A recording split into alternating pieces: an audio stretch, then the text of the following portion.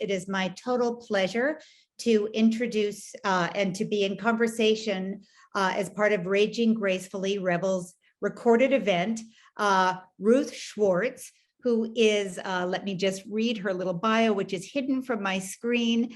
And Ruth, you can amend this at any time. Ruth is a Somatic Institute certified sex and intimacy coach who's taught at multiple universities and published 8 books, including Conscious Lesbian Dating and Love, a guide to finding the right partner and creating the relationship of your dreams.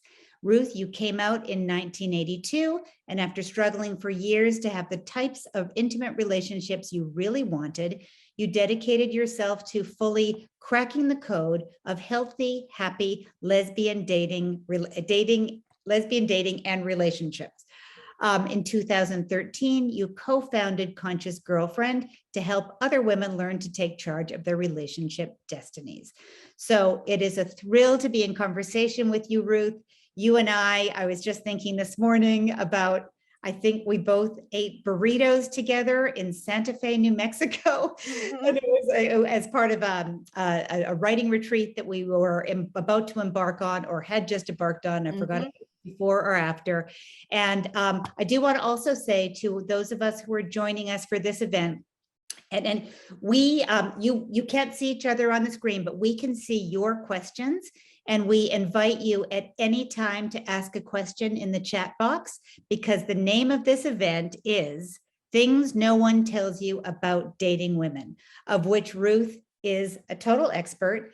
And I guess I just want to ask, skip the foreplay, Ruth, as a straight woman, straight 58-year-old woman who's certainly been curious and is fascinated by the events that you've already offered on Revel to wild acclaim from what I understand. Maybe you can tell us, and also feel free to give us a little background about you, however you want to jump in. I really see this as a kind of unagenda filled conversation and inquiry about this idea of women dating women and what there is to know and learn. So great to have you. Great to be here. Thank you so much, Jenny. Yes, I remember driving through New Mexico with you, and I love the way that you introduced yourself as a 50-year-old Brooklyn resident with, so much more of life ahead of you. And that's very much how I feel. I'm a 60-year-old California resident, and I feel like life is just getting better and better. It's like, finally, I know myself well enough to have a good life that I couldn't have. I was young because there was too much I didn't know about myself. I totally agree. And I remember when we were young and people would say, oh, just be yourself or follow your heart. You're like, it's so unhelpful, because I mean, it's well-meaning, but we haven't lived enough, to have made decisions that worked for us and decisions that didn't. So how can we know? And my feeling is at this stage in our lives, like, this is the sweet spot for as long as between now and when senility kicks in, we get to mine everything that we've learned and put it in the service of what's important to us. Absolutely. That's how I see it too. And love and sex have really been the most important things in my life, and I think are the most important things for so many of us. There are these divine mysteries that are so incredibly compelling and sometimes so incredibly painful and difficult and shattering. And yet then it's like we go back to the well to drink some more, most of us, over and over and over again, because it's also, as far as I can tell, the best thing on earth is. I love that you're characterizing, sorry to interrupt, but I love that you characterize relationships as divine mysteries, because that feels so apt. And I think in a culture that is often trying to, for the sake of whatever, delivering on target messages, reduce, there's a reductivism in our characterization of relationships, and maybe a pathologizing of when it hurts and a rewarding of when it feels good. And none of it is in the service of understanding deep, and that results in understanding and wisdom. Yeah. So thank you for using that term. Yeah, absolutely. I mean, one of the things I say on my Facebook page is that I am a lifelong student of love and mystery. And at the same time, a lot of the work that I do now through the Conscious Girlfriend Academy is an attempt to demystify some of these things, especially for women loving women. It's not like the mystery will ever be gone, but I feel like, I mean, it's amazing to think I came out 40 years ago. It's such a cognitive dissonance, but I feel like for so long I was wandering around in the complete darkness, really not understanding, so compelled to try to love and connect and bond, and really clueless about what made it work, what made it not work, why I kept ending up in these incredibly painful, heartbreaking situations. And and I do have a lot to say about women with women, whether people identify as lesbian or queer or sexually fluid or gay or bisexual or, whatever the label, because I think that we have very special opportunities and challenges Mhm. as women with women. And I'll just default to the word lesbian, but please know that I mean everybody, any self-identified woman who loves women or wants to. I love that. So what if we could say, like, would this be a good time to share about what the opportunities and what the challenges are specific to women loving women? Absolutely. And I think there may be people listening to this who are women who have not been with a woman before, and other people who have been lesbians or queer identified for decades. So I'm going to try and, speak to everybody here. I think most of us know that in general, women seem to be more emotional creatures than men, more emotionally attuned. We bond in different ways. So often for straight women, they have tremendous emotional intimacy with their female friends. Often I hear straight women saying, much deeper intimacy there than they have with their male partners. Mhm. So they kind of divide it up. It's like, okay, I'll have sex with the guys over here and love relationships for sure. Right. But there's a different level of subtlety and nuance and intricacy and connection often that For women have sure. with women. Yep. And so when you're a woman having romantic and sexual relationships with women, you put all that together and we're women squared. And Right. so, I've never thought of it that way. yeah, yeah. So, exponentially, all of the things that are amazing in female friendship, female connection, female bonding. Somebody I know said that women have 150,000 more neurons devoted to bonding than men do, Wow. which is It's, sort of staggering to think. yeah, it's fascinating. And I think in part because I have always been identified myself as a straight woman who is romantically attracted to men. And to your point, have had, I mean, I just feel like the women that I know, I can count 99 fascinating, engaged, searching, soulful women for, frankly, not to be male bashing, every one male. Uh-huh. Uh-huh. And so I have sort of thought, oh, if only I were Mhm. attracted to women in that way, it would be so much easier for me. And I guess to your point of women squared, if I follow the math equation, it might be yes, and that women squaredness can be both incredibly juicy and soulful and complex in new ways that, Absolutely. that you wouldn't Absolutely. have in a relationship with a man, perhaps. Right, right. And I really like to say that I believe lesbian relationships can be the best relationships on the planet if you want closeness and intimacy and intensity and just profound levels of connection. But they also are more challenging and take more skill Mhm. because all of that profound bonding and connection means that we have incredible opportunities for that thing that human beings do with each other anyway, which is trigger each other, misunderstand each other, feel hurt by each other, feel slighted or angry, or, have our buttons pushed and push each Yeah, other's buttons. And so when you have all of that extra intensity between two women, I mean, for me, it's the most wonderful thing that there is. But it also means, it's like you're at a higher height, you have further down to fall, and you break right. your bones harder. And you can't mail it in, perhaps. Hmm. I mean, I'm not suggesting that men and women do that necessarily, but because to your point, and these are wild generalizations, but we Hmm. can kind of understand that we're making generalizations and still kind of make them to make a point, because men and women can be so different from each other. Right. There might be ways that we give each other a pass, those of us who are Yeah. in heterosexual relationships, Mhm. because we don't have the kind of expectations Right. of deep bonding that women on women or women in women, whatever it is, relationship Right. might have. Am I kind of, do I have that possible? Yeah, I mean, it's the expectations and it's the realities both.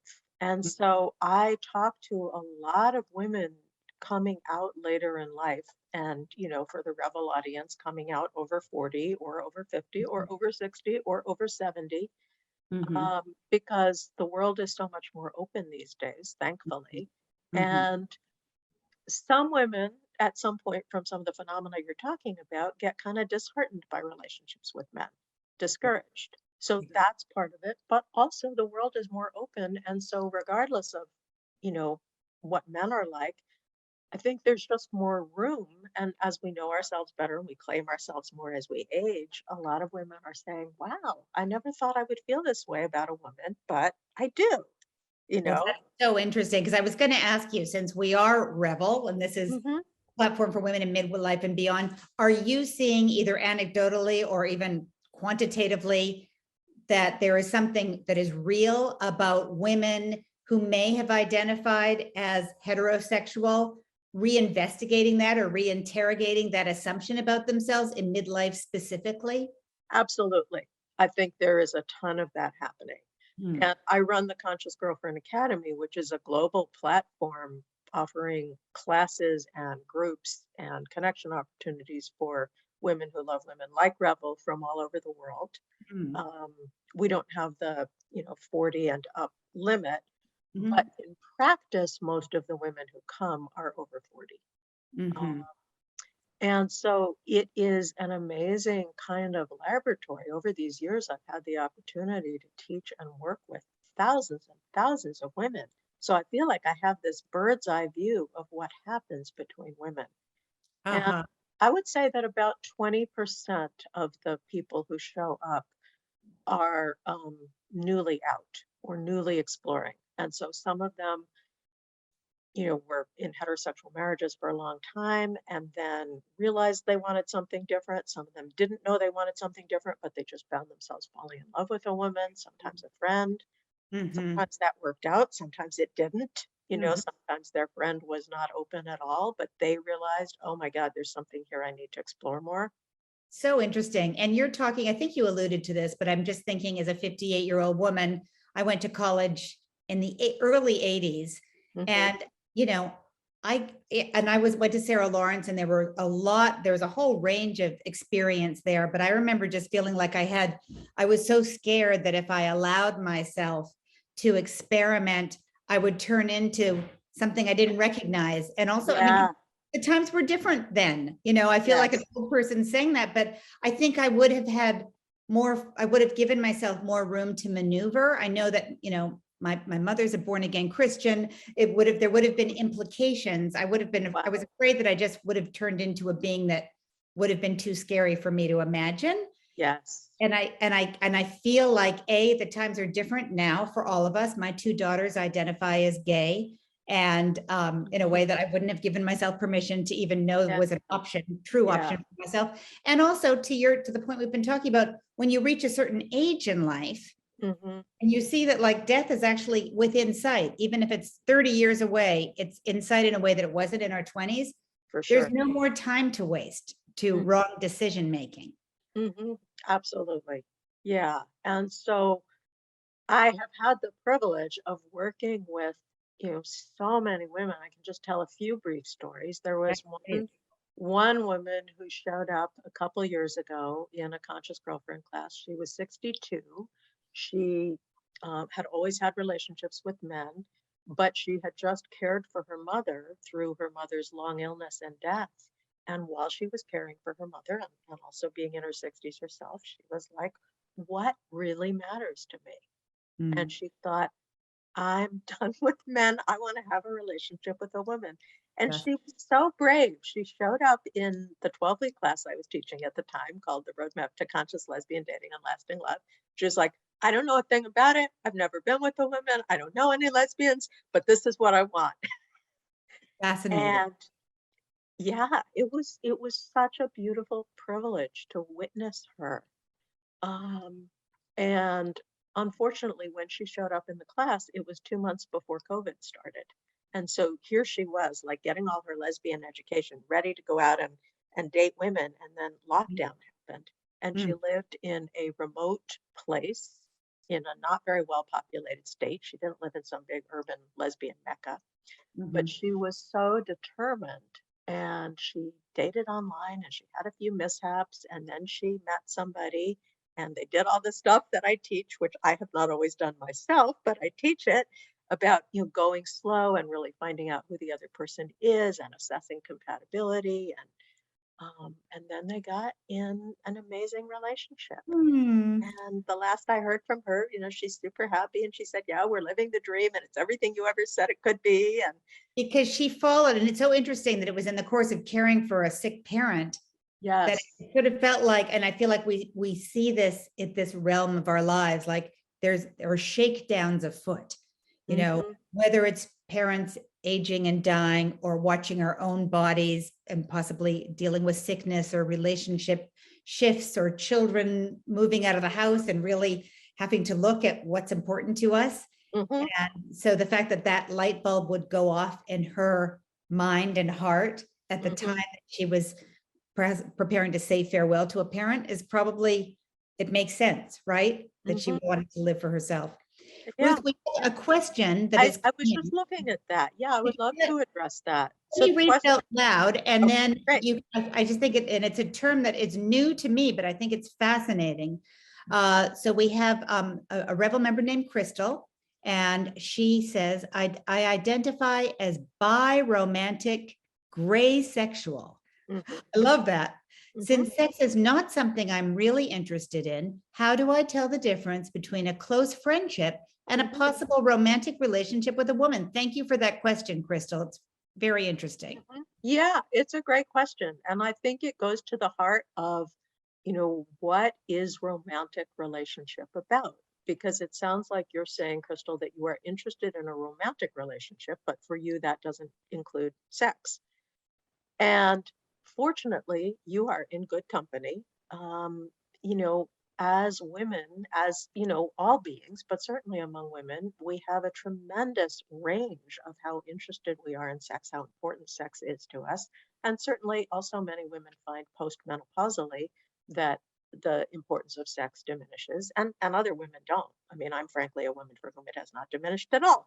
But but some for some women, so whether you were always gray sexual or whether this is more just what feels true to you now, either way, there are many other women that feel similarly. So I do talk to many women, especially over 50, who say, yeah, it's not so much about the sex, but I want the cuddling and I want the physical affection and I want the companionship and I want the support. I want to share my life with somebody in a deep way. So, what I would say to you is that you get to really think about what it is that you want and don't want, because the clearer you get about that and the more able and willing and courageous you are to articulate it, the more likely it is that you'll find somebody else who says, yeah, that really fits for me too. Mhm. There's this movement, which you probably know about, Crystal, relationship anarchy, which is really aimed at um, just bringing everything into question, like this sort of nuclear family model that we have of, you have your partner and they're the most important person to you, and then you have some friends and kind of like your friends, but they're not all that important. We don't have to have that model. You can have that model if it works for you, and you can have any other model under the sun that works for you. Mhm. So so for me, the question is, what is it that you would like in a romantic relationship with a woman? Mhm. What does that mean to you? Since it doesn't mean sex, but there's still a whole world of things it can mean. Living Right. together, not living together. Are you exclusively romantic with each other, or are you polyromantic? Um, do you both have other romantic relationships with other women or with people of various other gender? So it's like, and then what does that look like in terms of spending time together, apart, socializing, what's your vision? So, What I 'cause hear you you have to, yeah. saying Mhm, is just this idea that, because I think Crystal's question was excellent.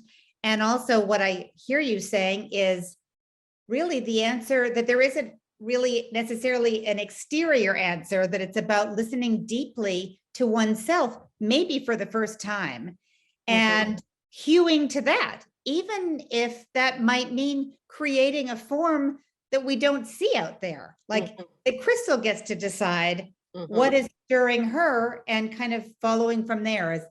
Do I have that right? Exactly. Exactly. And the really interesting thing is, since sex isn't part of the picture for Crystal or for many other people, in a way, it changes even the definition of what is lesbian, because I know lots of straight identified women who have romantic friendships with their Mm, female friends, just so much intimacy and cuddling and closeness and, being together even in physical ways, although not sexual. So, yeah, there are so many worlds of possibility. That's so interesting. I've never thought about that, Ruth. The idea of having romantic relationships with our friends, even Hmm. while identifying as heterosexual and possibly being partnered with a man. Hmm. That I mean, it's just it makes me step back and look at all of our qualifiers and descriptors. And Right, that goes back to another point of yours, like just reinterrogate everything, like start from the ground up. right. And don't worry so much about categories, maybe, or like Hmm. what we should do or how we should orient ourselves. Right. And that's why my work is called Conscious Girlfriend and Conscious Girlfriend Academy, because to me being conscious is getting to be curious and to wonder and to self-observe, that mindful witnessing presence where we can say, oh, what do I like? What do I not like? Where am I drawn? What scares me? What excites me? What thrills me? What Yeah, turns me on, both sexually and emotionally? Like what makes life worth living? I And the more love that. conscious we are of that, then the more we can create lives that really are ours. It sounds so exciting. I love it. I have a question for you. Since it sounds like you identified as straight, is that right? For a certain period of your life until you came out. I don't know how old you were when you came out. Yeah, yeah. I came out when I was 20. Okay. I identified as bisexual kind of starting as soon as I knew that was a thing. Oh, I I see. Okay. mean, I but I so I started having sex with men when I was 13. And I liked sex with men, and it wasn't really that I identified as heterosexual. I was just a girl and I wanted sex and I wanted a larger world than what was Mhm. available elsewhere. And Mm, love sex seemed like the way to get it. And so mm, I had lots of sex with boys and men and enjoyed it. But then there was something more that I wanted. And mm. so when I was 17, I met the first woman who I knew was identified as a lesbian. And, I thought to myself at that time, like, oh, would I want to have sex with a woman? And I thought, oh, yeah, that sounds good. That sounds interesting. But Uh-huh. I can relate to what you were talking about. Even though I went through this process at a very young age, it still felt like an enormous chasm to cross. Mm, mm. Because even at 17, the whole world I knew was women with men. And Right. the whole way that I had been socialized as a girl was to think about my attractiveness to men, how to flirt with men, how to seduce men, how to, Right. like all of that. And so part of, I think, what intrigued me, but also scared me about the idea of being with women was I have no idea what the rules are. Right. I have no idea how that works. Right. So how did you navigate that at a pretty tender age and at a different time than we're in now? Well, I was fortunate to have the lesbian feminist context. So Mm, my last year of college, I was 20 and I moved into a 12-woman collective household called Feminist House. And we were all kind of turning everything upside down. And I was also fortunate hearing your story.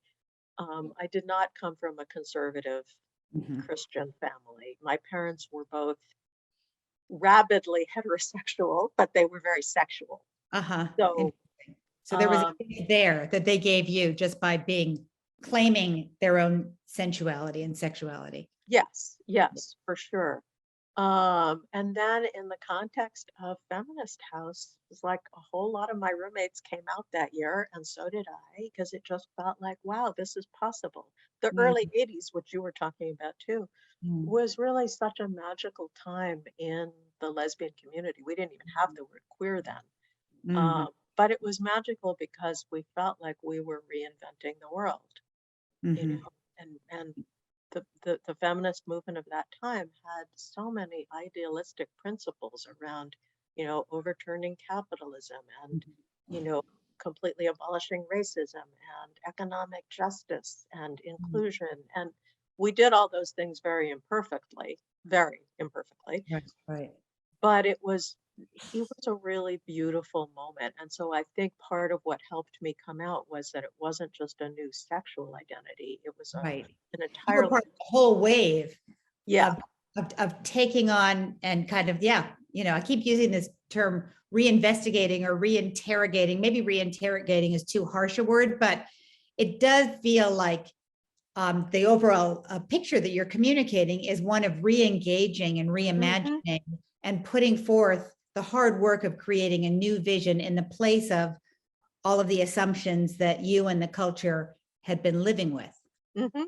Yeah, yeah. It was really amazing. And I moved a lot as a kid, and I also, had boyfriends from very early on. And so I didn't even really understand what female friendship was. So Mm. I started learning about that at the same time as romantic relationships, because we would sit around on the kitchen counters of Feminist House and have all these conversations that I didn't even know it was possible to have Mm. about sex and love and dating and menstruation and our bodies and Mm. orgasms and you know so um so it all really came together for me, like this is Sounds what like I it was, want, this yeah, depth.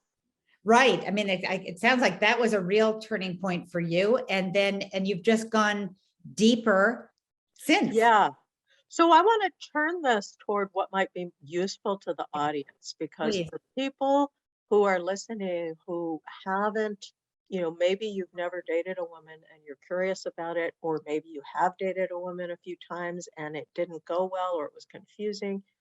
So some of the things people talk to me about over and over are this thing of, when your friendship pool and your potential dating pool are the same pool, how do you know who makes the move? How do you interpret what kind of interest the other person has? How do you even know what kind of interest you have? And so oftentimes I hear women saying, like, how can I tell how she feels about me? I always like to turn that around and suggest that you ask yourself how you feel about her Mhm. a little. So helpful. What? Sorry, my dog is, yeah, sorry about that. Go uh, ahead. Keep going. Yeah.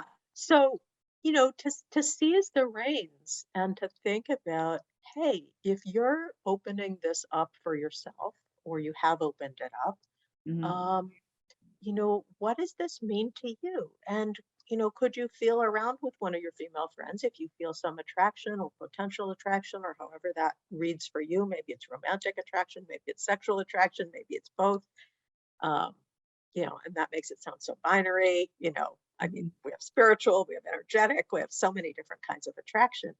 But if you're interested in kind of taking it a step beyond what it is now, how do you initiate that kind of conversation with somebody? And so in the academy, we actually do role plays Mm. about these kinds of things as well as lots of other things. And how do you? I'm so curious. And I love that you made that pivot because I just, again, I'm putting it through my own prism of just, being a younger woman when I was, and so much of the focus was on, I think it's Betty Friedan used to call it the male gaze, right? And Right. recipient of that. So you really have to retrain yourself. And even though I feel like I've learned a lot in the ensuing years about how to orient differently, the Yes. residue from that can remain unless you are, to your point, very conscious. So how Mhm. do you take the onus off? Does someone else find me sexy? To Right. do I find them? And then what do I do about it? So Exactly. That's a great way to what put do it. you do? Yeah. Well, so what I would suggest is if these kinds of feelings are coming up for you, you could either ask her a question or you could reveal something about yourself. For instance, you might say, you know what? Like, I've had a lot of relationships with men. At this point in my life, I'm wondering what it might be like to have a romantic and maybe even sexual connection with a woman. How about you? Have you ever thought about that? Wow, that's sexy. It's flirtatious without being hopefully threatening, you know? Well, because my aim is to keep that abstract enough that you're not saying, I'm thinking about that with you. Right, right. It's Very just smart. like, have you ever thought about that? Would you know? And if the person says, no, I'm 100%, I would never think about it, then Right. you don't go further. At least at that point, maybe she changes her mind somewhere down the line. That's so smart, Ruth. I love that.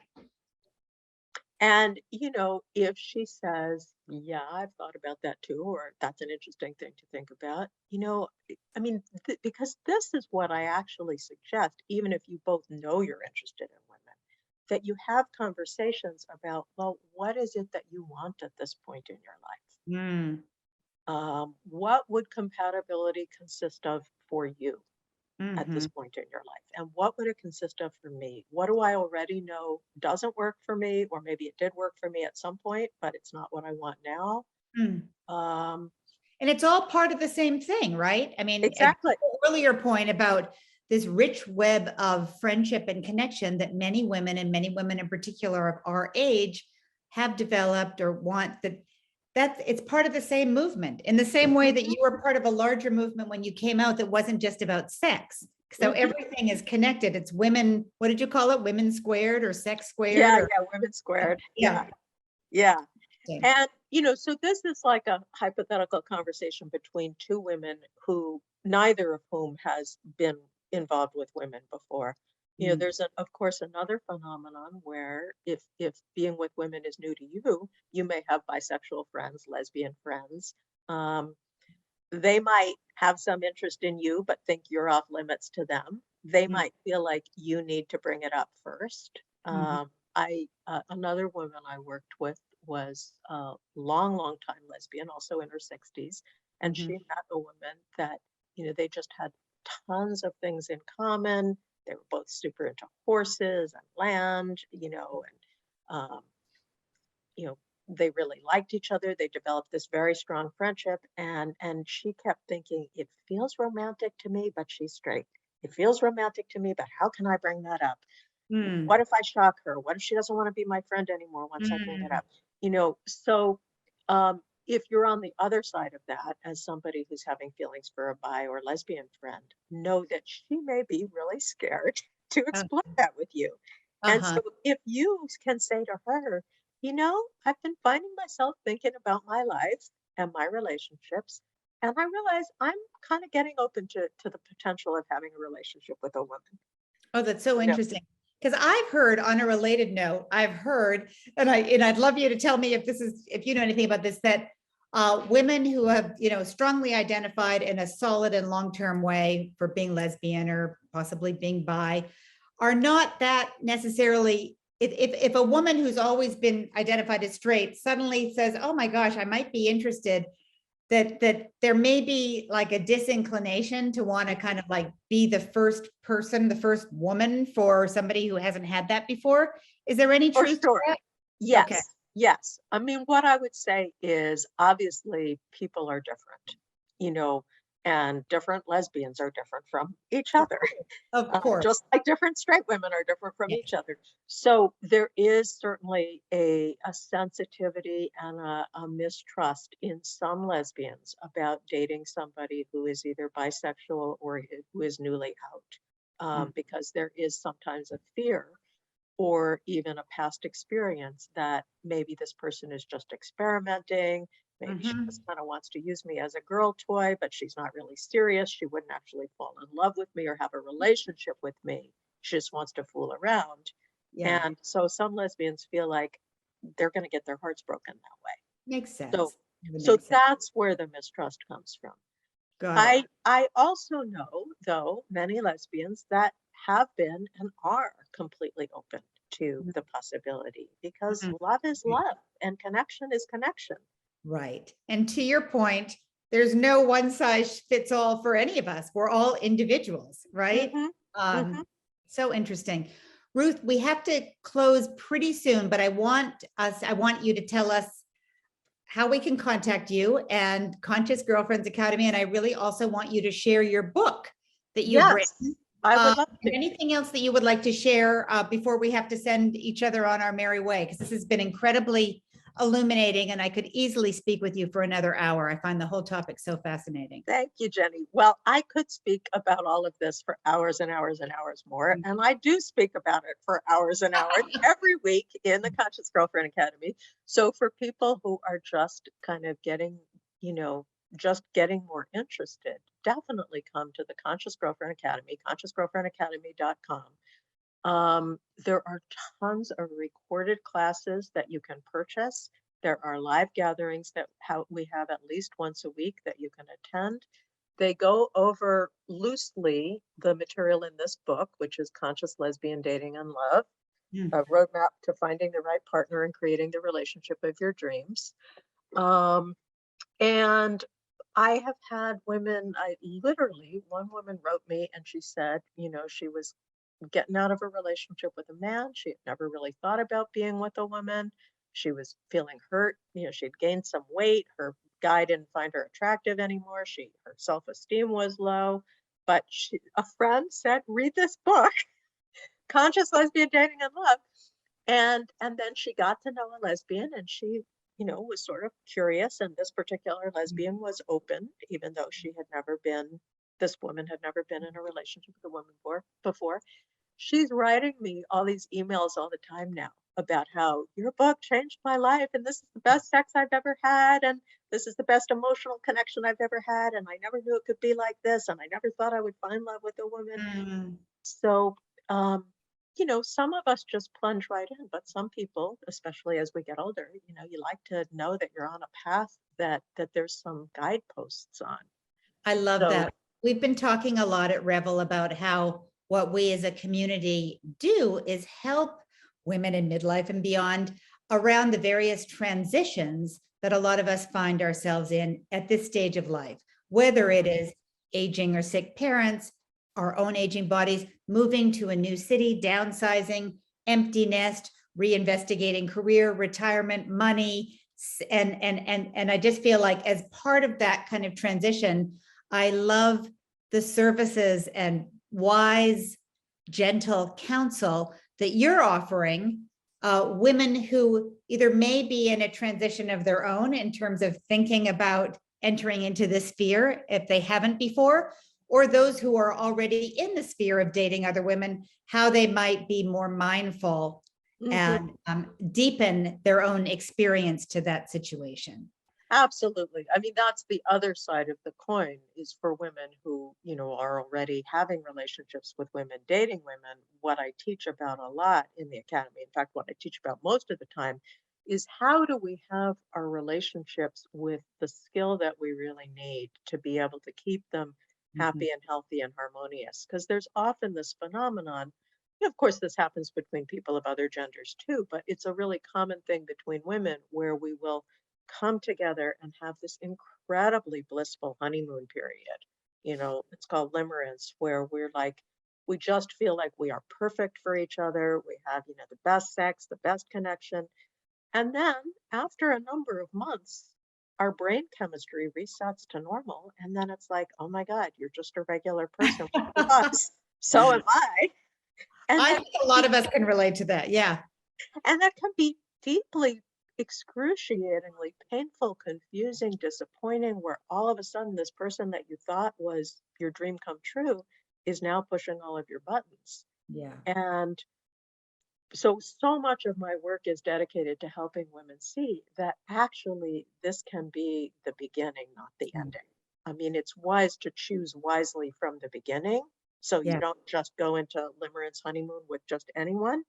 But then once you start, the honeymoon stage wears off and you start getting into reality, what are the skills that you really need so that you can keep recapturing that incredible potential that you felt at first? I love that. And I want to remember that word. What is it? Limerence? Limerence. Yeah, it's the technical term for the honeymoon state, and that state is actually a brain drug state where our bodies are pumping out endogenous opiates. We are stoned on love Yes. or pre-love.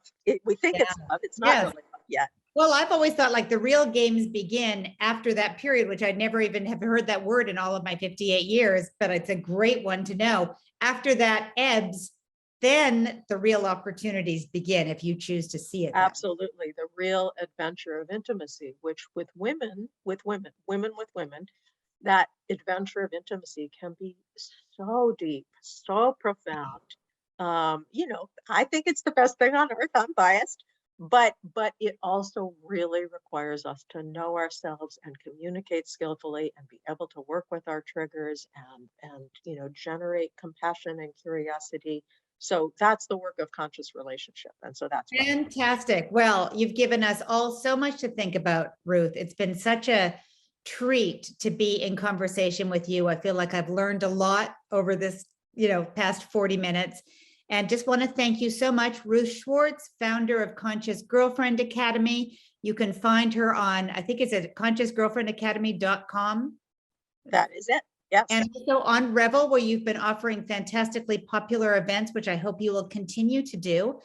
And just thank you so much for being our guest on Raging Gracefully. It's been my deep, deep pleasure, Jenny. I'm so happy to get to spend this time with you. And absolutely. Thank you for everybody listening. Oh, wonderful. Okay, take good care, Ruth. Thank you. Thank you. Bye-bye.